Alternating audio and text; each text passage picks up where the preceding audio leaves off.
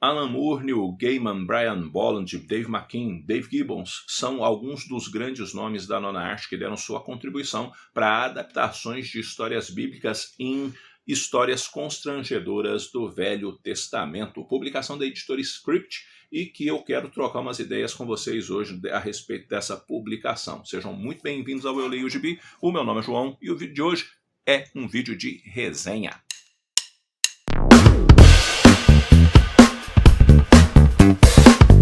Histórias Constrangedoras do Antigo Testamento é uma publicação que já estava esgotada mundo afora e que a editora Script conseguiu fazer o resgate dessa publicação e trazer para a gente em língua portuguesa. E temos aqui, como eu disse no começo do vídeo, grandes nomes da nona arte que fazem adaptações de histórias constrangedoras, de histórias ou de trechos, né, da Bíblia, que são textos assim pesados, textos que acontecem muitas vezes coisas bastante violentas e por aí adiante. E são adaptações que são feitas ora mais cuidadosas de certa maneira e de outras maneiras é feito de uma forma um pouco mais livre. Ora você vê uma seriedade maior do autor, ora você vai ver alguns aspectos que envolvem bastante o cinismo ou o próprio sarcasmo na forma com que a história será abordada. E a gente, por exemplo, a primeira história aqui narrada é a história da criação, ou melhor dizendo, o trecho de Gênesis 2 e 3,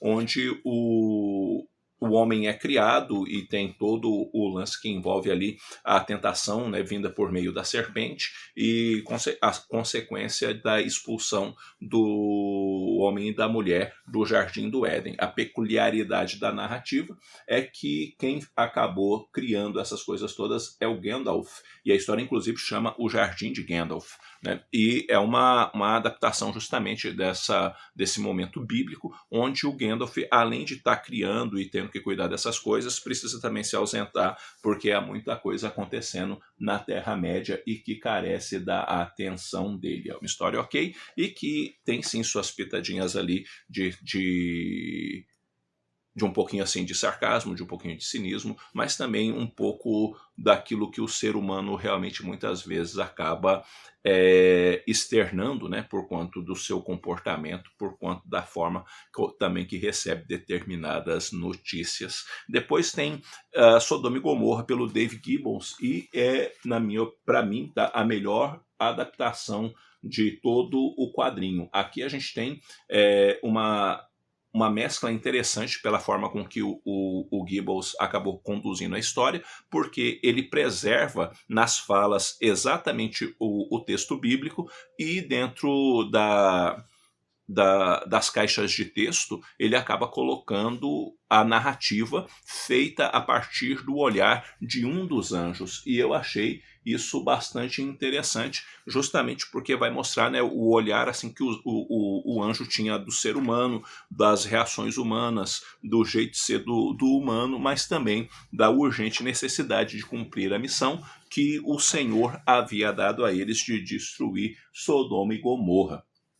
Depois a gente vai ter Levítico 20, pelo Alan Moore e pelo Hunt Emerson. E aqui a gente tem uma arte bastante caricata, né, puxando assim, bem realmente para essa questão, e que, na minha opinião, é uma arte que combinou muito para a forma com que o Alan Moore se propôs a fazer a adaptação de Levítico 20. Por quê? Porque Levítico 20 é um trecho da Bíblia, ou um capítulo da Bíblia, que vai apresentar uma série de leis, e o não cumprimento dessas leis acaba gerando ou resultando em pena capital, ou seja, se você fizer isso ou aquele outro, você será morto. E à medida com que essas coisas vão sendo contadas, o Alan Moore ele vai trabalhando junto com o Hunt Emerson com uma estimulação da violência, ou seja, quanto mais a pena capital era aplicada, mais o povo, né, aqui no caso, acaba partindo para cima do seu próximo e eliminando toda e qualquer pessoa que possa fazer aquelas coisas que ali estão listadas. Então, aqui, por exemplo, é uma história em que, dependendo do olhar da pessoa, a pessoa vai dizer, nossa, o Alan Moore está fazendo uma chacota gigantesca com o texto bíblico. Ou, dependendo do jeito que você olhar, e é o jeito que eu particularmente olho, tá? Eu acho que o Alan Moore não está fazendo uma chacota necessariamente com o texto bíblico. O que eu acho que o Alan Moore está fazendo aqui é mostrar a acentuação humana, ou melhor dizendo, a acentuação da violência no humano, né? Na forma com que as pessoas agridem seu próximo, querem, destroem o seu próximo, e essa estimulação da violência de uma forma que, se não cuidar, devasta tudo que tem em volta, né? Ou seja, a predisposição para o humano pela violência, pela mão pesada sobre o outro e por aí adiante. Então eu penso que o Alan Moore acaba usando o texto bíblico para fazer muito mais uma crítica do que necessariamente qualquer coisa que possa envolver chacota ou deboche, tá? Depois a gente vai ter a contribuição do Neil Gaiman com vários desenhistas, onde ele vai fazer abordagens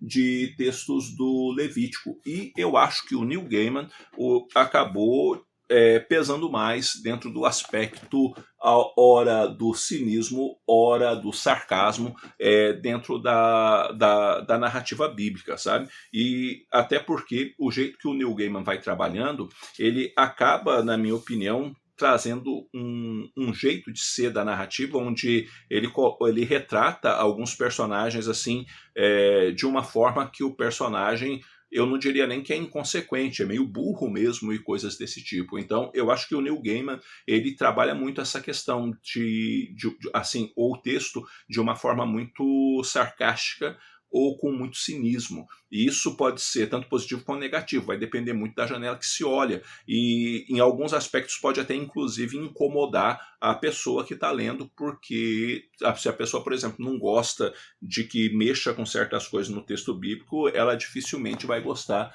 de certas coisas que aqui são apresentadas do jeito que são apresentadas, né? Na história de Sansão, por exemplo, ele acaba dizendo, por exemplo, que o pai de Sansão fez um sacrifício de criança, né, para o Senhor, e o pai de Sansão não fez isso, e não tem nem margem bíblica para pensar esse tipo de coisa, sabe? E depois, na história de Sansão, a gente vai ter uma Dalila que é bastante forte, bastante parruda, e que está ali com o Sansão, inclusive para ver se ganha dele numa competição de queda de braço.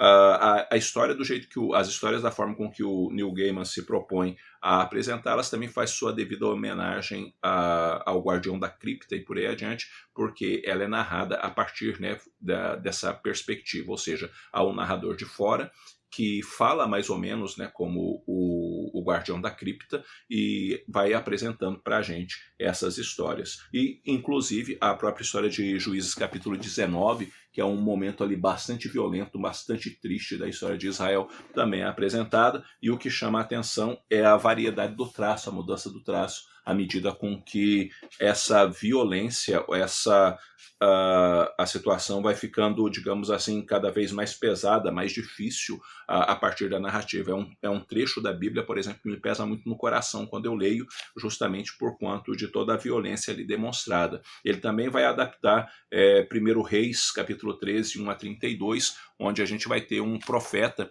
que foi a Israel profetizar, e que ele recebeu uma ordem de Deus de que ele não deveria comer ou beber, enfim, era para voltar inclusive por outro caminho. Um profeta mais velho acaba chamando ele para a casa dele, diz que Deus tinha dado uma outra mensagem, ele acreditou naquela mensagem, e no final da história ele acabou morrendo. E a grande questão, né, é que se Deus falou com você, faça o que Deus falou para você, e se Deus falou para fazer outra coisa, tome cuidado com quem está falando, ou seja, tome cuidado pela boca de quem vem a mensagem, porque pode ser mera manipulação e não o próprio Deus falando com você. Também tem a adaptação da história de Jó, essa no caso já não vem pela mão do Neil Gaiman, tá? Que daí no livro de Jó a gente tem as mãos do King Detch, e é uma adaptação interessante,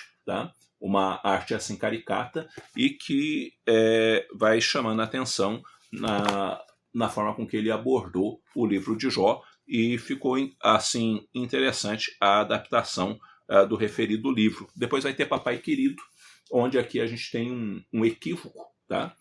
Que equívoco? É dito que é baseado em Eclesiastes 42, versos é 9 a 11. Não existe Eclesiastes 42, versículos 9 a 11, tá? O que temos aqui é uma adaptação do livro do Eclesiástico, tá? O livro do Eclesiástico, ele faz parte do cânon católico. E a referência, tá, é o capítulo 42, sim, mas dos versículos 9 a 14, e não dos versículos 9 a 11.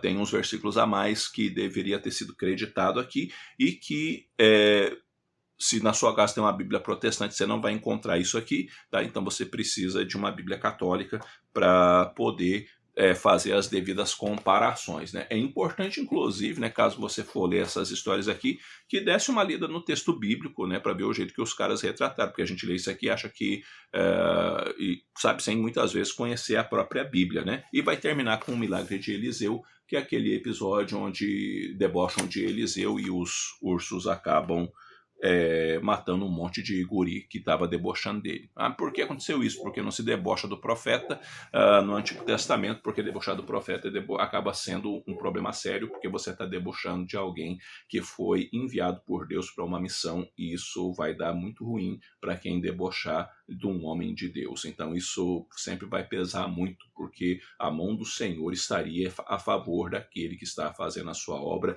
de forma irrestrita, tá? Então, o que eu posso dizer dessa publicação? Enquanto quadrinho, enquanto gibi, é um gibi bacana, é um gibi com uma arte muito boa, e é um gibi com roteiros bem amarrados. Enquanto a adaptação do texto bíblico, aí vai depender do ponto de vista. Eu, particularmente, como pastor e como teólogo, tá?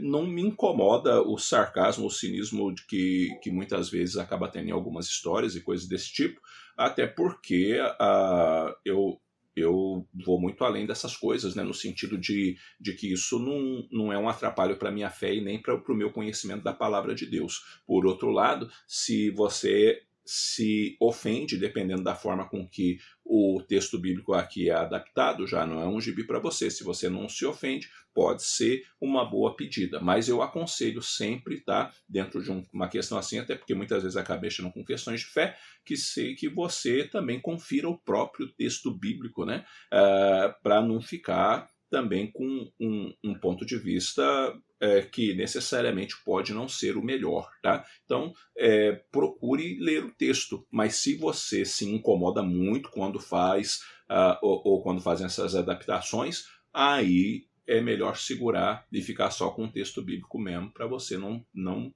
se sentir ofendido na sua fé, na sua crença e por aí adiante. Eu particularmente não me incomodo, porque como eu disse a vocês, essas coisas para mim eu consigo separar muito bem e fazer a devida análise do que eu estou vendo, e em alguns momentos, como eu disse, sim, há um exagero, há um pesar de mão, dependendo da história, assim, mais acentuado, mas ao mesmo tempo há uma coisa nas adaptações, né, onde muitas vezes eles vão mesclar o elemento moderno com o elemento antigo, ou seja, vai puxar coisas modernas para dentro da história, como usar óculos, o uso de telefone e coisas desse tipo, mostrando que necessariamente eles não estão muito preocupados com coerência bíblica ou qualquer coisa assim, mas estão mais preocupados para contar uma história que possa ser interessante para quem está lendo. Então essa também é uma questão que muitas vezes deve ser levada em conta. Que nota que eu dou para essa publicação? Eu dou uma nota 8,5, e fica aí a dica para vocês de histórias constrangedoras do Velho Testamento.